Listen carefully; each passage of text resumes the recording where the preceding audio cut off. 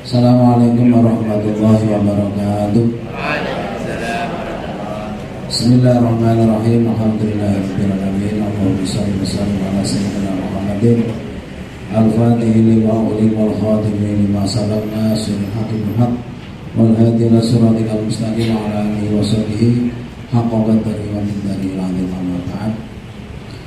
Dumateng panjenenganipun para pengurus Yayasan Jamaatul Ikhwan ingkang kula tanggihi, dumateng para ustaz, guru saking sekolah dasar Jamaatul Ikhwan Muhammadiyah sahabat wali murid lan jamaah sedaya ingkang dimulyakaken Allah Taala.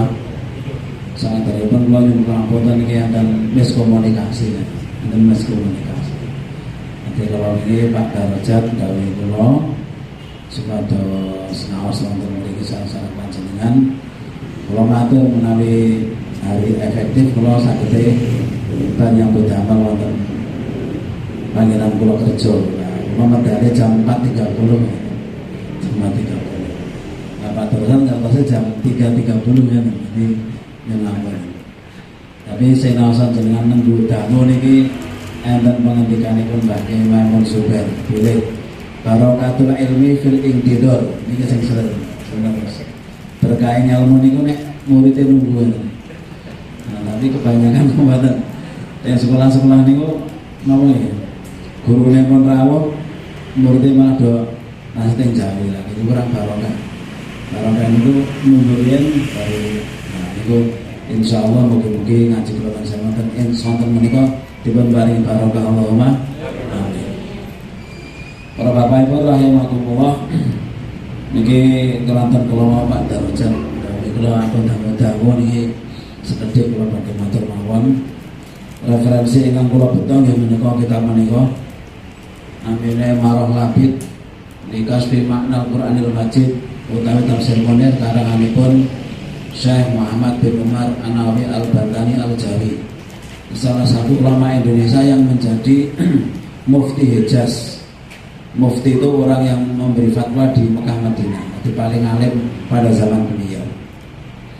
Nah, beliau itu keturunan daripada Sunan Gunung Jati nasabnya, juga bersentuh kepada Kanjeng Nabi Muhammad Shallallahu Alaihi Wasallam, tapi bukan Alawiyin, tapi nasabnya ke situ. Anawi Al-Bantani itu dulu sebelum ulama-ulama Indonesia hebat di Mekah, orang-orang Jawa itu dipanggil dengan panggilan Jawa Bakor. Bakor ini nama Bu? Bakor nama? Sapi betina, nek Bakor berarti sapi lanang. Kenapa dipanggil dengan Jawa Bakor? Karena ketika ditanya pakai bahasa Arab nggak bisa jawab, bisanya gur suara nanti sapi loh. Nah, terus Womo dipanggil Jawa Bakor. Zaman itu sudah banyak yang haji ke Mekah. Kemudian setelah ulama-ulama Indonesia itu datang ke Mekah, mereka belajar ternyata hebat, bahkan sampai derajat mufti. Kemudian istilah itu hilang dengan sendirinya. Mereka pakai orang ngundang Jawa Bakor bertemani. Kerantan Syekh Mahfud Atur Musti pada zaman beliau. Syekh Mahfud Sukotermas menjadi pengajar di Masjidil Haram. Syekh Nawawi Al-Bantani juga. Syekh Khatib Al-Minangkabawi dari Minangkabau, orang Indonesia yang pertama kali khutbah di Masjidil Haram, maka dinamakan Al-Khatib. Itu juga dari Indonesia. Setelah itu istilah itu hilang dengan sendirinya.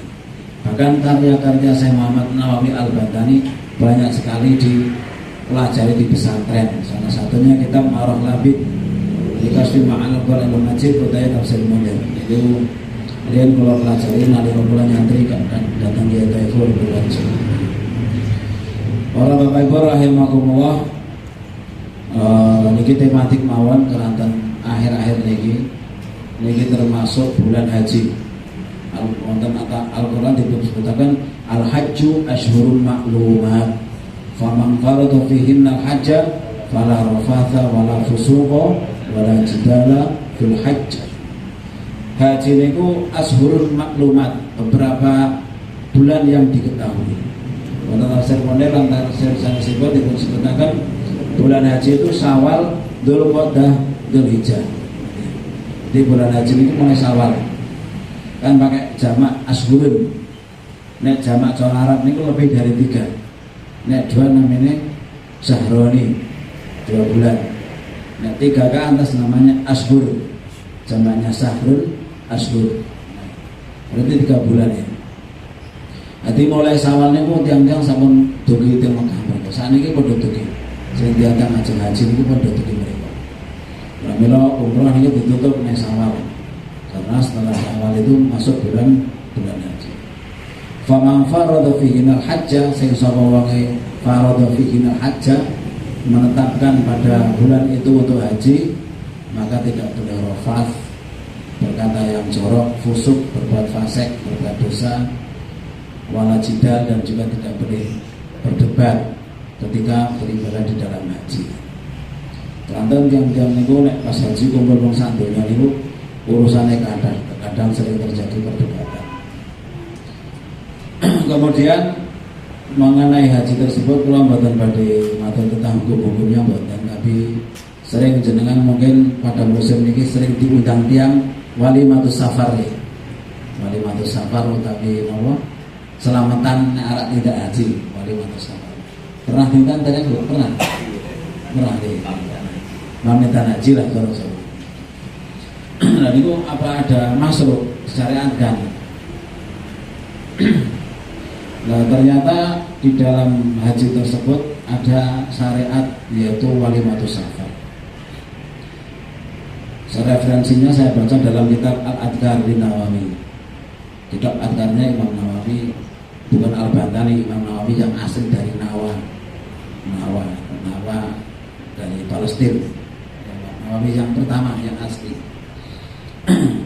Di situ disebutkan apabila kita ingin bepergian jauh, contohnya haji, utai umroh, utai perang, utai berdagang, utai kerja di luar negeri kan, nah itu disunahkan untuk mencari ilmunya, mulai haji, mempelajari tentang cara berpikir manasik.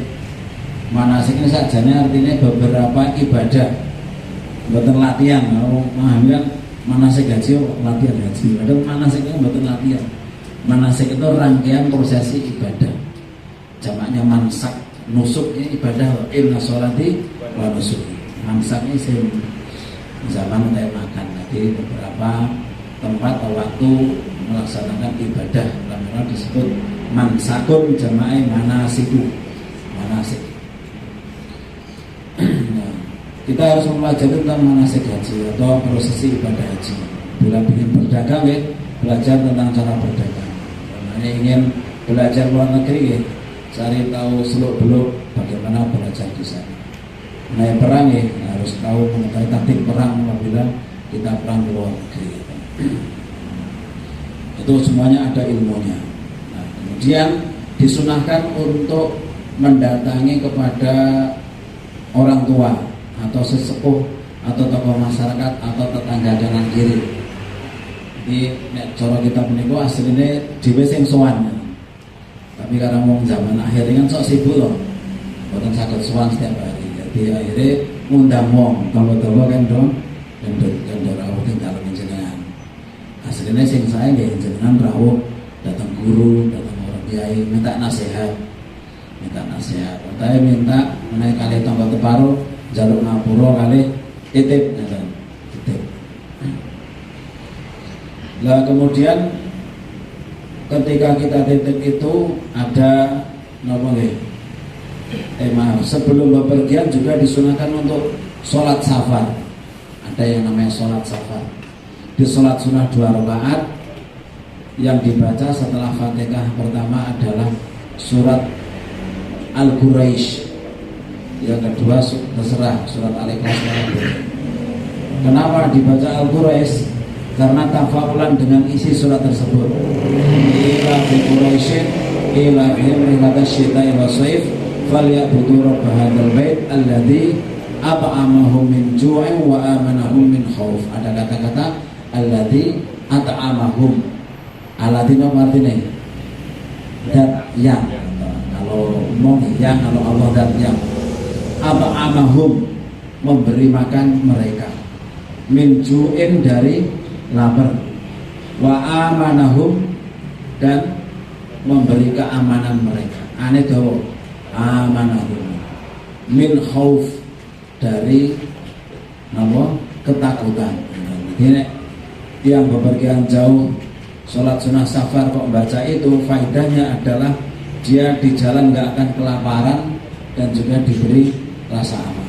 Jadi apa jenisnya yang bis nggak jalan dia akan copet bareng di dalam keramaian, di tempat-tempat ramai ada copet, ada begal. Kalau zaman dahulu itu insya Allah diamankan, dan juga nek pemanen jenengan luwe insya Allah diberi kecukupan, tidak akan lapar.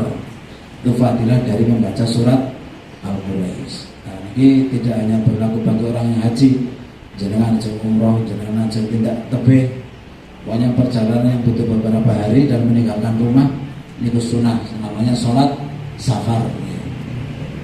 Sholat safar. Kalau jenengan ingin baca referensinya di dalam kitab tadi Al-Adkar, kitab tentang doa-doa yang ngarang adalah Imam Nawawi, yang beliau juga ngarang kitab Riyadhus Shalihin, Al-Adkar, kemudian At-Tibyan fi Adabi Hamalatil Quran.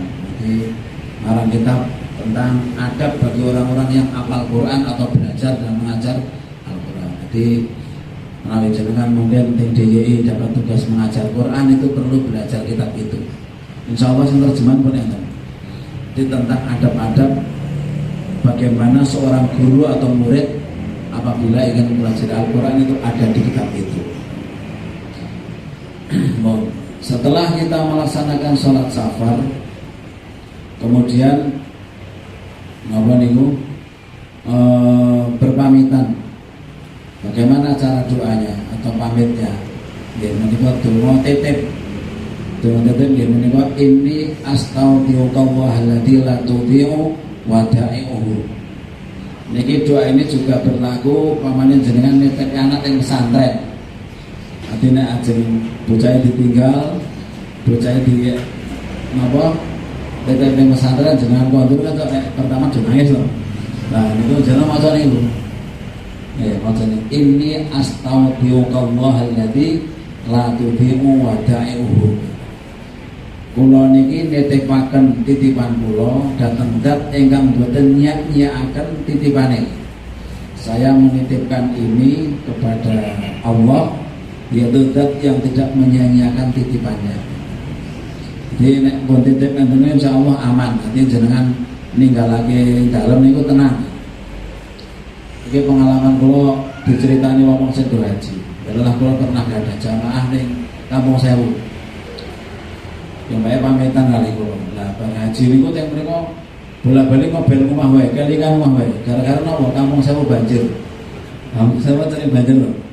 Bola-balik kelingan omah wae. Padahal teng omah nggih boten parah-parah ngoten. Nah, ini mungkin lali orang Jawa nih, tetep ini. Mungkin yang pun tetep itu, yang mereka diparingi ibadah tenang. Tapi yang buatan kelingan rumah terus.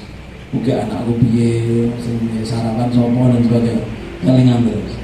Alhamdulillah menawi pada tindakan, tapi ngatakan itu moconya.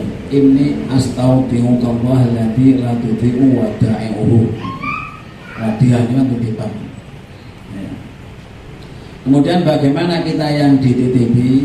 Nah, kemudian menaik kalau bahan sami niku jenengan kada sederek tindak haji atau umroh dan sebagainya, niku jenengan titip doa. Walaupun jenengan luwih mulya daripada yang pergi haji, jenengan luwih pinter, luwih ngalim daripada yang pergi. Dalilnya apa? Dalilnya Kanjeng Nabi Muhammad Sallallahu Alaihi Wasallam ketika Sayyidina Umar ingin haji, otomatis Rasulullah kan paling sempurna, paling mulia, tapi nopo muridnya Sayyidina Umar kan murid sekaligus khalifah juga, tapi beliau namanya kan muridnya Kanjeng Nabi.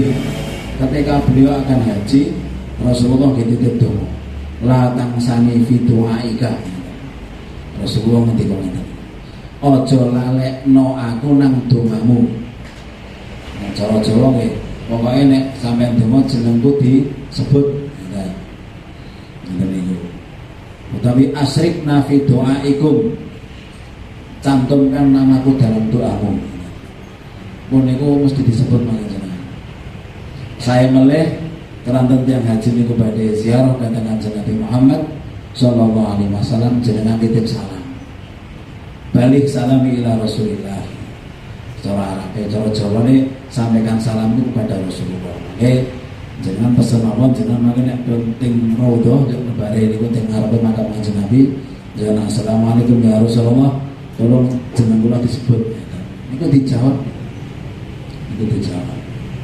Nah, ini apa-apa yang kita sampaikan kepada orang yang haji untuk minta didoakan kepada mereka. Keranten donga teng mriku makbul. Banyak tempat-tempat yang makbul dan juga waktu-waktu yang makbul. Tempat makbul kados apa teng Multazam, teng Ijil Ismail. Nah, kemudian waktu makbul pas hari Arafah dan sebagainya. Itu banyak tempat. Kemudian di Raudhah dan sebagainya. Dan banyak tempat-tempat yang mati gitu. Lah karena di sana itu banyak tempat-tempat yang mujarab untuk berdoa sehingga kebanyakan orang itu lupa dia hanya minta akan dunia saja. Niku asbabun nuzul doa Rabbana atina fid dunya hasanah wa fil akhirati hasanah wa qina adzabannar. Niku tentang haji. Tentang haji. Jadi keranten pada zaman niku wong-wong sing omahe sekitar napa niku sekitar Mina niku kan baris Mina mangke kan terus bablas apa bahasa Musdalifah kan teng Mina mangke lempar jumroh. Nah, terus tawaf dengan Masjidil Haram. Lah wong teng mriku niku kan enten dawuh ngaten niku alasan aku kan omahe kene selasa rono kene wae. Terus bar niku tiang-tiang sampai haji niku bar haji do menceritakan tentang kebanggaan nasab-nasab mereka. Mereka lupa. Nah, terus penuntungan tapi njaluke dunya tok. Rabbana atina fid dunya wa minhum man yaqulu rabbana atina fid dunya wa ma lahu fil akhirati min khalaq. Sebagian mereka ada yang doa minta dunia saja, tapi mereka di akhirat enggak dapat bagian. Jadi keranten ngerti nek nang Mekah ke donyane mandi, terus biasanya wong niku le njaluk gur donya tok. Aku tolong dongae aku anakku ben ketemu PNS. Aku njaluk dongae ben aku kok apa jenenge lulus ujian. Aku dongae aku ben dadi DPR dan sebagainya. Wae minta dunia semuanya. Jarang yang minta tolong dongae aku ben selamat dunia akhirat ben apa aman saka fitnah kubur dan sebagainya jarang. Dinjale dunya tok nih. Nah, pramila wa minhum mayaqulu rabbana atina fid dunya hasanah wa fil akhirati hasanah wa qina adzabannar. Ikutin setelah ayat itu. Jadi dari sebagian mereka yang imannya kuat, doanya adalah minta dunia dan akhirat.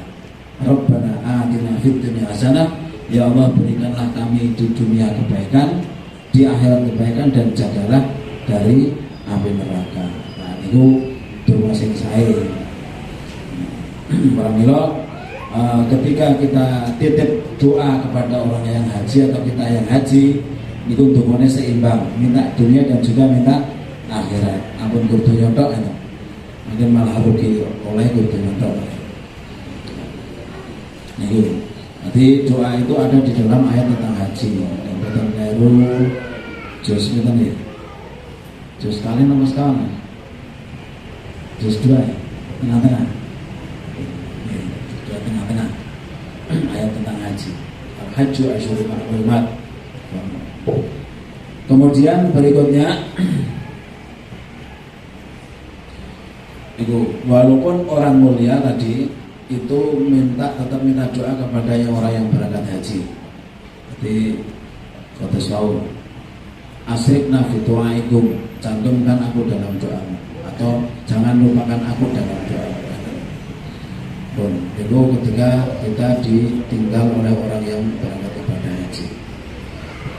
Kemudian ancaman-ancaman bagi orang-orang yang mempunyai harta semisal untuk haji tapi dia tidak mau berangkat haji dan juga tidak ada halangan. Sayyidina Umar ketika akan apabila orang itu mempunyai keluasan atau jalan Makanya di Al-Quran kan walillahi 'alan nasi hijjul baiti man istata'a ilaihi sabilan. Jalan itu kan juga bisa bermakna cara. Cara kita ke sana itu kan macam-macam. Ada yang sudah punya uang tapi terkendala regulasi pemerintah sehingga nggak bisa sampai ke sana. Ada supaya hal-hal yang menjadikan tidak bisa sampai ke sana. Nah, itu bagi orang yang punya harta senisab untuk haji, kemudian ada kesempatan ke sana, dia tidak sakit manaun dan juga tidak ada kendala dari aturan pemerintah kok nggak haji, maka dia dikhawatirkan mati dalam keadaan Yahudi atau Nasrani atau Majusi. Bahkan ketika seseorang itu ketika mudanya sudah kaya, duitnya akeh, mampu haji kok orang daftar, tiba-tiba ketika tuanya bangkrut, akhirnya dia tidak punya apa-apa untuk pergi haji, maka dia tetap kewajiban haji diqadha. Yang mengqadha ahli warisnya, karena dia pernah mempunyai senisab untuk haji. Kecuali yang ngambetan awet nom, awet bianis kerja moyo-moyo, usaha-usaha ya hanya cukup untuk kebutuhan keluarga, maka tidak wajib. Tapi nek munturah tetap kewajiban. Kalau zaman riyen itu standarnya mobil, zaman saniki boten. Zaman riyen mobil. Yang cedek rumah kula kan pondok pesantren namanya Solotiyang. Pesantren kuno, bahkan Kiai Soleh Darat Semarang, gurunya Kiai Hasyim Asy'ari dan gurunya Kiai Ahmad Dahlan ini pernah nyantri di tetangga desa saya, di Purworejo saya. Niku Pak Kiai Solotiyang niku hafal Quran. Tapi kerjanya damel botol. Pesantren itu kan gawe di botol. Betul. Nah, yang baik menawi enten kiai-kiai sowan mriku kok wis nggo mobil apik, mobilnya sak dhuwure nisab haji lah. Kok durung haji niku mobilnya ditumbas. Barene mobilnya tak turune sampean haji sik. Jadi pada zaman itu nek urung haji rawane nganggo mobil. Rawane. Kalau belum pernah ke Mekah Madinah bawa mobil enggak berani. Misalnya kan mobil murah, ini kan mahal. Jangan dia larang jangan. Niku dia namanya Pak Kiai Abdul Wahid Al-Mahfud. Pondok tua. Contohnya semacam itu. Nah, kalau bagi orang yang mendustakan kewajiban haji, maka menawi dalam hati niku sampai ingkar, maka bahaya, sakit murtad, karena haji itu memang wajib. Kemudian para jamaah kajian sonten ingkang kula hormati, kemudian ketika kita mungkin panjenengan diberikan rezeki atau harta keluasan sakit tidak haji ataupun umroh, dan itu ada hal-hal yang perlu kita perhatikan. Pertama, biasanya yang Indonesia niku cok tamatuk niku haji tekone teng mereka awal, lajeng setelah itu umroh atau mungkin yang Madinah riyen, dan itu melepas pakaian ihram yuk santai-santai. Makanya ketika tanggal 9 mulai ihram mulai pakai pakaian haji mulai. Nah, ketika datangnya awal otomatis kan kata senteng Madinah. Nah, bagaimana adab-adab kita ketika datang ke kota Madinah? Ziarah kubur kepada makam Kanjeng Nabi Muhammad SAW itu adalah sunnah, dan harus kita niatkan suwan dumateng Kanjeng Nabi seperti suwan pada beliau ketika hidupnya. Jadi panjenengan badhe mangke insyaallah dimudahkan di Raudhah dan sebagainya. Niku ketika sampai jenengan mamane landingnya pesawatnya di Jeddah King Abdul Aziz. Maka jenengan numpak bis menuju ke kota Madinah. Perjalanan kira-kira 5 jam. Nah, niku ketika di perjalanan niku disunahkan, itu masih ada di dalam kitab Al-Adhan. Disunahkan untuk memperbanyak membaca sholawat, karena jenengan akan suwan kepada Kanjeng Nabi Muhammad sallallahu alaihi wasallam. Minimal sallallahu Muhammad sallallahu alaihi Muhammad. Banyak sholawat. Memane antuk barang ya kalau heran rawowo antuk. Karena biasanya sudah ngantuk. Tetapi ketika sudah melihat tanaman hijaunya kota Madinah, dimasuk kota Madinah, niku kan pun Madinah niku subur, daerah Antara kota Mekah Madinah ini kok gersam. Ketika masuk Madinah subuh, ketika melihat kita pohon-pohon kurmanya kota Madinah, niku memperbanyak lagi sholawat, ampun benda, terus perbanyak sholawat ketika sudah melihat tanaman hijau. Di cara mriki masuk kota niku enten napa niku mikot. Nanti tiang-tiang haji nek saking Madinah niku mikote batas kota Madinah, boten mendekati kota Mekah, boten. Nanti keluar batas kota Madinah. Cara ning Solo kerten niku lah. Kerten yang batas kotane. Batas kotanya itu di Pinggir Ali. Nah, di situ masuk batas kota sudah banyak melihat pohon kurma, banyak sholawat lagi. Kemudian jenengan menaruh barang di hotel, kemudian siram ruhin, sunah niku hukume, salat jenipun langsung jenengan sowan Kanjeng Nabi teng Raudhah.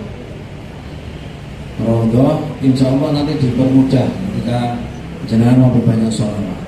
Sholawat di Raudhah menawi sesak banget nanti niku cukup salat 2 rakaat itu malah doa aja salat aja ngono. Bar niku teman-teman dikirim tentara ke Metu. Nah, Metu ini langsung menuju ke depan makamnya Rasulullah. Ruh ya haji. Ruhnya terus ya, bukan terus nanti macet.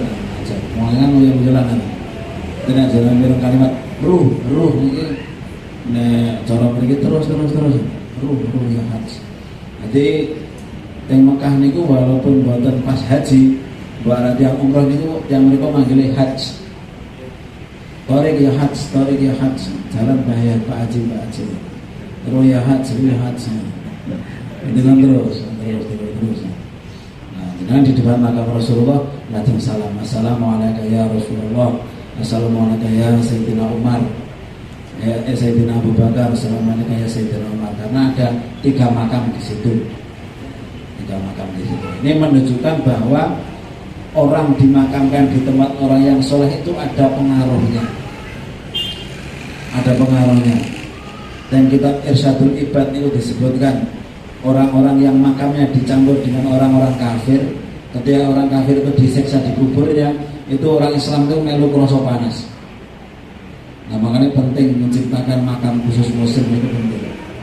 Iya. Buktinya apa? Buktinya dia Sayyidina Abu Bakar, Sayyidina Umar minta izin kepada Aisyah. Minta izin beliau ingin dimakamkan di samping Rasulullah. Aisyah ngalah. Beliau ngalah dimakamkan di bagian demi sahabatnya Nabi. Nah, ini bukti nek teng pinggire wong saleh itu mempunyai pengaruh yang baik. Di teng alam kubur ini ya koyo gamane kaya teng alam dunia tadi gitu. Jenengan boten saged ngersani. Tapi orang ahli kubur tetap melihat kita. Nah, ini makamnya orang soleh, kita di dekatnya itu ada efeknya. Itu tercantum dalam kitab Irsyadul Ibad Al-Ma'anil Bahri. Itu di bab akhir ada nih. Di riwayat itu enten bocah cilik di makame cah bayi. Anjuk enten wong kafir di makame cedhek teng mriku dicampur. Lah wong kafir disiksa, cah bayi niku sing rambutnya mau ireng malah jadi putih. Gara-gara napa? Teng pinggiran wong kafir disiksa. Iki enten kalau penting jangan merencanakan masa depan. Dulu aku nek dikubur aja dinang cedhake wong sing ora Islam ya. Ini penting nih. Alhamdulillah saat ini banyak yang ngadai usaha nih makam muslim. Makam muslim karena mungkin karena ketidaktahuan zaman dulu nih kan di daerah Solo ini kakak kuburan desa niku campur. Wong Islam, wong sing ora Islam dicampur sanggon. Padahal aslinya boten pareng. Kita dipisah. Tapi nanti pajang mereka yang khusus ulama yang dipisah. Makam khusus ulama dan syuhada dipisah. Dia dipisah. Yang umum. Jadi kalau mau sampai jam 5:04 kita semuanya mawon mungkin ngaji tafsir bukan sama tentang usahakan mereka dipun barengi istiqomah, dipun barengi ilmu manfaat, dipun barengi barokah silaturahim panjang umur fitaatillah, dipun barengi rezeki yang ada halal barokah, dipun barengi kesehatan dohir batin, mugi-mugi sami dipun paringi duriyah anak turun saleh salehah, ahli Quran, hafal Quran, alim alimah, dan mugi-mugi sami dipun akhiri kanthi pijakan husnul Fatimah. Wallahu ta'ala alam. Assalamualaikum warahmatullahi wabarakatuh.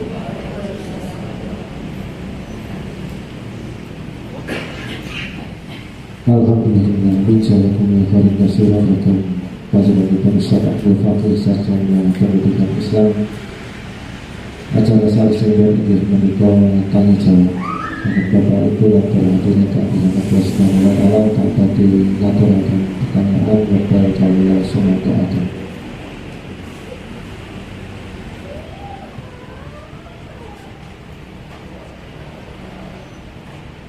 Monggo Bapak Ibu yang tadi mengajukan pertanyaan boleh dilewatkan Kaulah Sumatera Utara.